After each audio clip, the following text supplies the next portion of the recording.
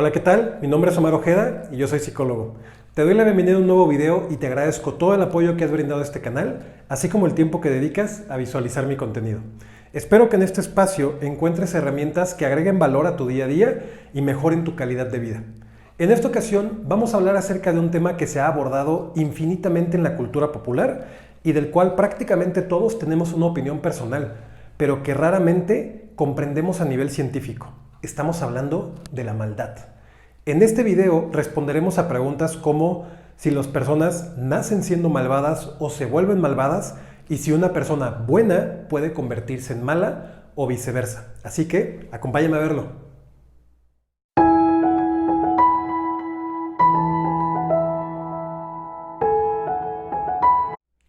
Para hablar de la maldad desde una perspectiva científica, haremos referencia en este video al experimento de Stanley Milgram, un famoso experimento psicológico que se realizó en los Estados Unidos durante la década de los 60. A través de un cartel colocado en una parada de autobús, se reclutaron voluntarios para participar en este estudio. Sin embargo, se les mencionaba que participarían en un estudio de la memoria y el aprendizaje, y que recibirían un pago. A estos voluntarios se les ocultó que en realidad iban a participar en una investigación sobre la obediencia y la autoridad. Estos participantes eran personas en un rango de entre 20 y 50 años de edad y tenían todo tipo de educación, desde estudios secundarios hasta participantes de doctorados. El experimento requería de 3 personas: el experimentador, es decir, el investigador de la universidad que estaba llevando a cabo la investigación; el maestro, que sería el voluntario que leyó el aviso en el periódico y que se presentó para participar; y el alumno, que era en realidad un cómplice del experimentador que se haría pasar por otro participante. El experimentador le explica al participante que tiene que hacer de maestro y tiene que castigar con descargas eléctricas al alumno cada vez que falle una pregunta. A continuación, cada uno de los participantes escogía un papel de una caja que determinaría su rol en el experimento. El cómplice tomaba su papel y decía haber sido designado como alumno. El participante voluntario tomaba el suyo y veía que decía maestro, cuando en realidad ambos papeles ponían dicha palabra. Así se conseguía que el voluntario con quien se va a experimentar recibiera forzosamente este papel de maestro. Separado del maestro por un módulo de vidrio, el alumno se sentaba en una especie de silla eléctrica y se le ataba para impedir que tuviera un movimiento excesivo. Se le colocaban unos electrodos en el cuerpo y se señalaba que las descargas podían llegar a ser extremadamente dolorosas, pero que no provocarían daños irreversibles. Todo esto era observado por el participante. A estos se les comunicaba que el experimento estaba siendo grabado, con la finalidad de evitar que posteriormente pudieran negar los hechos. El experimento comenzaba dando tanto al maestro como al alumno una descarga real de alrededor de 45 voltios, con la finalidad de que el maestro comprobara el dolor del castigo y las sensaciones desagradables que el alumno iba a recibir. Seguidamente, el investigador se sentaba del mismo lado del módulo en el que estaba el maestro y le proporcionaba una lista con pares de palabras que le iba a enseñar al alumno. El maestro comenzaba leyendo la lista y al finalizar le leía únicamente la primera mitad de pares de palabras, dando al alumno 4 posibles respuestas para cada una de ellas. Esta indicaba cuál de las palabras correspondía con su par, apretando un botón de entre 1 a 4, dependiendo de la respuesta que considerara correcta. Si la respuesta era errónea, el alumno recibía del maestro una primera descarga de 15 voltios, que iba en aumento en intensidad hasta los 30 niveles de descarga posibles, es decir, 450 voltios. Si la respuesta era correcta, se pasaba a la palabra siguiente. El maestro cree que está dando descargas al alumno, cuando en realidad todo se trata de una simulación. En realidad, el alumno ha sido previamente aleccionado por el investigador para que simule los efectos de las descargas sucesivas. Así, a medida que el nivel de la descarga supuestamente aumenta, el alumno comienza a golpear el vidrio que lo separa del maestro y se queja de su condición de enfermo del corazón. Después se queja y grita de dolor, pide el fin del experimento y finalmente, cuando alcanza los 270 voltios, grita de agonía. Lo que el participante escucha es en realidad una grabación de gemidos y gritos de dolor. Si el nivel del supuesto dolor alcanza los 300 voltios, el alumno dejará de responder a las preguntas y se producirán estertores previos al coma, es decir, cuando el ejercicio alcanza los 300 voltios, la persona que está actuando como el alumno deja de dar señales de conciencia para que el maestro asuma que está en un estado grave. Por lo general, todos los maestros cuando alcanzaban los 75 voltios en el experimento se ponían nerviosos ante las quejas de dolor de los alumnos y deseaban parar el experimento, pero la disciplina y la autoridad del investigador los hacía continuar. Al llegar alrededor de 135 voltios, muchos de los maestros se detenían y se preguntaban cuál era el propósito del experimento. Cierto número de ellos continuaban asegurando que ellos no se hacían responsables de las posibles consecuencias. Algunos participantes incluso comenzaban a reír nerviosamente al oír los gritos de dolor provenientes de su alumno. Si el maestro llegaba a expresar al investigador su deseo de detenerse, este le indicaba imperativamente y según el grado de resistencia, cosas como: continúe por favor. El experimento requiere que usted continúe. Es absolutamente esencial que usted continúe. O usted no tiene opción alguna, debe continuar. Si después de esta última frase el maestro se negaba a continuar, se paraba el experimento definitivamente. Si no, se detenía después de que se había administrado el máximo de 450 voltios 3 veces seguidas. Ahora que conocemos la metodología del experimento, veamos cuáles fueron sus resultados y qué conclusiones podemos abstraer de ellos. En el experimento original, el 65% de los participantes, es decir, 26 de 40 personas, aplicaron la descarga máxima de 450 voltios, aunque muchos se sintieron incómodos al hacerlo. Todos los maestros pararon en un cierto punto y cuestionaron el experimento. Algunos incluso dijeron que devolverían el dinero que se les había pagado ante la culpa y el disconfort. Sin embargo, ningún participante se negó rotundamente a aplicar más descargas antes de alcanzar los 300 voltios. Es decir, todos protestaron, todos se quejaron, pero de aquellos participantes que se negaron a continuar, ninguno lo hizo antes de alcanzar 300 voltios. Es decir, se detuvieron hasta que la otra persona habría estado ya supuestamente en un estado de dolor y de sufrimiento muy serio. El estudio posterior de los resultados y el análisis de múltiples tests realizados a los participantes demostraron que los maestros con un contexto social más parecido al de su alumno paraban el experimento antes. Es decir, mientras más similar percibo yo que es la otra persona en cuanto a nivel social, estilo de vida, etc., más fácilmente puedo generar empatía y más pronto tenderé a detener el experimento al darme cuenta que el otro está sufriendo. Estos resultados fueron desconcertantes para todos, incluido el equipo de Milgram, que antes de llevar a cabo el experimento estimó cuáles podrían ser los resultados en función de algunas encuestas aplicadas a estudiantes, adultos y otros psicólogos. Consideraron que el promedio de descargas estaría en torno a los 130 voltios, con una obediencia al investigador del 0%. Todos ellos creían unánimemente que solamente algunos sádicos aplicarían el voltaje máximo. Sin embargo, el desconcierto fue grande cuando se comprobó que el 65% de los sujetos que jugaban el rol de maestros administraban el voltaje máximo de 450 voltios. Aunque se ponían en una situación incómoda al hacerlo, lo ejecutaban. Ningún participante, ninguno, se detuvo antes de los 300 voltios, límite en que el alumno dejaba de dar señales de vida.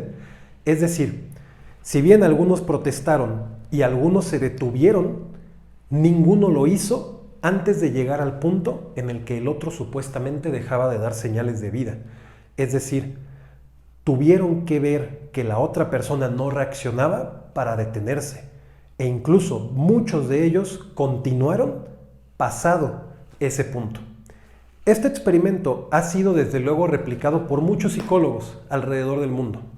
Incluso en el 99 un profesor de la Universidad de Maryland realizó un estudio en donde recaudó los resultados de todos los experimentos de este tipo realizados hasta entonces y concluyó que entre el 61 y el 66% de la población, sin importar de qué experimento estemos hablando, llegaba a aplicar la descarga máxima.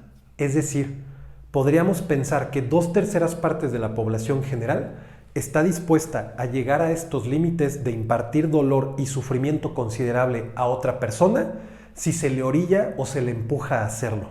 Una conclusión escalofriante. Esto nos demuestra, contrario a la creencia popular, que la maldad, que los actos atroces no son realizados por individuos particulares, sino que pueden ser llevados a cabo por la mayoría de la población si las circunstancias lo permiten. Lo primero que se preguntó el equipo de Milgram fue ¿cómo era esto posible? ¿Cómo podían ser posibles esos resultados? A primera vista, la conducta de los participantes en este estudio no revelaba ese grado de sadismo, ya que se mostraban preocupados por su propia conducta, tenían remordimientos, y todos se mostraban nerviosos y preocupados por el matiz que tomaba la situación, y al enterarse de que en realidad la otra persona era un actor y no se le había hecho daño, suspiraban aliviados, pero por otro lado eran plenamente conscientes del dolor que estaban infligiendo, ya que cuando se les preguntaba qué nivel de dolor o de sufrimiento creían que el otro había experimentado en una escala de 14, ellos respondían 13, es decir, había una clara conciencia de que mis acciones estaban representando sufrimiento para la otra persona y aún así, a pesar de sentirme culpable y tener dudas, continuar. Adicionalmente, hay un apéndice poco conocido del experimento de Milgram, que fue reportado por Philip Zimbardo, otro prominente psicólogo del cual hablaremos en otra ocasión. Se trata de que ninguno de los participantes que se negaron a administrar las descargas eléctricas finales solicitó que se terminara el experimento, es decir, ninguno de los participantes que se detuvieron solicitaron que se dejaran de realizar ese tipo de sesiones o de experimentos, y tampoco acudieron al otro cuarto a revisar el estado de la supuesta víctima sin antes solicitar permiso al experimentador para poder hacerlo. Finalmente, y lo más importante, ¿qué conclusiones podemos obtener de estos resultados? El profesor Milgram elaboró dos teorías que explicaban sus resultados. La primera es lo que conocemos como la teoría del conformismo, basada en un trabajo previo de Solomon Asch, que describe la relación entre el grupo de referencia y la persona individual. Es decir, un sujeto que no tiene la habilidad ni el conocimiento para tomar decisiones, particularmente en una situación de crisis, va a transferir esa toma de decisiones al grupo, sobre todo a la jerarquía. Es el grupo el modelo de comportamiento de la persona. Yo voy a realizar las acciones que realiza el grupo. Eso es lo que tengo como referencia. Al no ser capaz yo de decidir y realizar un análisis, sobre todo en estas situaciones de crisis que me demandan una respuesta, yo voy a hacer lo que harían los demás. La segunda es la teoría de la cosificación o agentic state, donde según Milgram, la esencia de la obediencia consiste en el hecho de que una persona se mira a sí misma como un instrumento que realiza los deseos de otra persona y por lo tanto no se considera a sí mismo responsable de sus actos. Una vez que esta transformación de la percepción ha ocurrido en el individuo, todas las características esenciales de la obediencia ocurren. Este es el fundamento del respeto militar a la autoridad. Los soldados seguirán, obedecerán y ejecutarán órdenes e instrucciones dictadas por los superiores con el entendimiento de que la responsabilidad de sus actos recae en el mando de sus superiores jerárquicos. De esta manera no se cuestionan las acciones que se están llevando a cabo porque confiamos que el nivel jerárquicamente superior tanto es responsable como sabe qué es lo que está ocurriendo y asume la responsabilidad o las consecuencias e implicaciones éticas y morales de esas decisiones. Estas conclusiones tienen una excelente representación en la vida real en los juicios de Nuremberg. En abril del 61, casi al mismo tiempo que los experimentos, pero un poco antes, en Jerusalén, comenzó el juicio a Adolf Eichmann, un funcionario nazi de alto rango, encargado del transporte de la población judía de los guetos a los campos de concentración y uno de los responsables de ejecutar el exterminio nazi. Eichmann fue capturado por la inteligencia israelí en Argentina un año antes. El juicio duró varios meses y terminó con la sentencia a muerte del acusado. Entre las personas que presenciaron el proceso se encontraba la filósofa judío-alemana Hannah Arendt, enviada por la revista The New Yorker para cubrir el caso. Sus crónicas fueron finalmente publicadas en las páginas de la revista y en 1963 Arendt dio a conocer el libro Eichmann en Jerusalén, un estudio sobre la banalidad del mal, basado en aquel trabajo. En síntesis, Hannah Arendt sostenía que Eichmann no era un psicópata ni un ser malvado per se, sino que era un hombre común y corriente que formaba parte de una estructura perversa.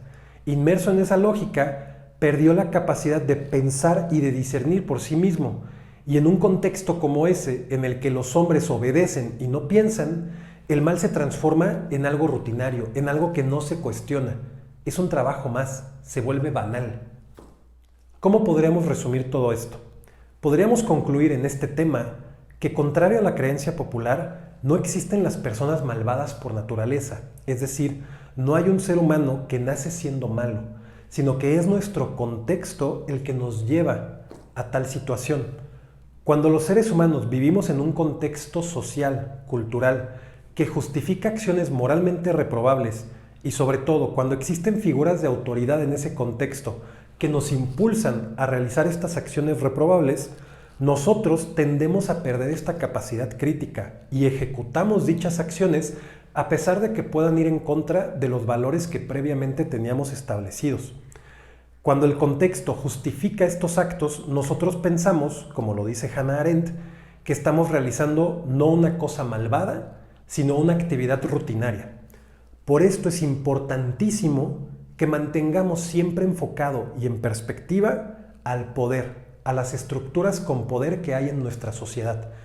Debemos de tener los ojos muy abiertos para cuestionar los propósitos y los métodos de aquellas estructuras sociales o de aquellas jerarquías que tienen y ejercen poder.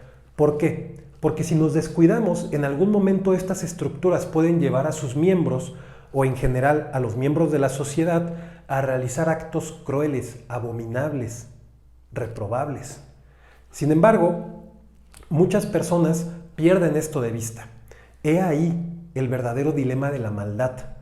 No podemos hablar de monstruos, no podemos hablar de estos casos extraordinarios o anormalidades en donde el sujeto por sí mismo se convierte en una persona malvada, se convierte en una encarnación de lo que está mal. Cuando vemos en las noticias a estos monstruos que asesinan personas, que violan, que realizan actos increíblemente perversos, no podemos pensar que son únicamente individuos aislados y casos extraordinarios en la sociedad. Debemos de entender que probablemente el contexto está jugando un papel mucho más importante del que pensamos, porque posiblemente les está enseñando y está justificando que estos actos pueden realizarse y que son incluso en algunas ocasiones deseables.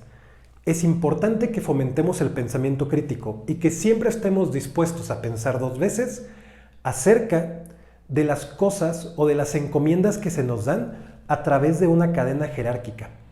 Ahí está nuestra responsabilidad dentro de la sociedad para prevenir que, como decía Arendt, el mal se vuelva justamente algo banal, algo común. Esto ha sido todo por el día de hoy. Te agradezco muchísimo haber llegado hasta aquí conmigo. Sé que este es un tema tremendamente complejo y amplio. Sin embargo, espero que esta información te sea de utilidad para comenzar a explorar más a profundidad y desde una perspectiva científica la maldad. Aquí abajo encontrarás la caja de comentarios. Me encantaría leer qué te ha parecido el tema y también saber qué cosas te gustaría ver en futuros videos. Asimismo, te pido que me apoyes suscribiéndote al canal y activando las notificaciones para que nunca te pierdas ninguno de estos videos. No me queda más que recordarte que mi nombre es Omar Ojeda, yo soy psicólogo y este es un espacio pensado para conectar personas y potenciar nuestro desarrollo. Nos vemos la próxima.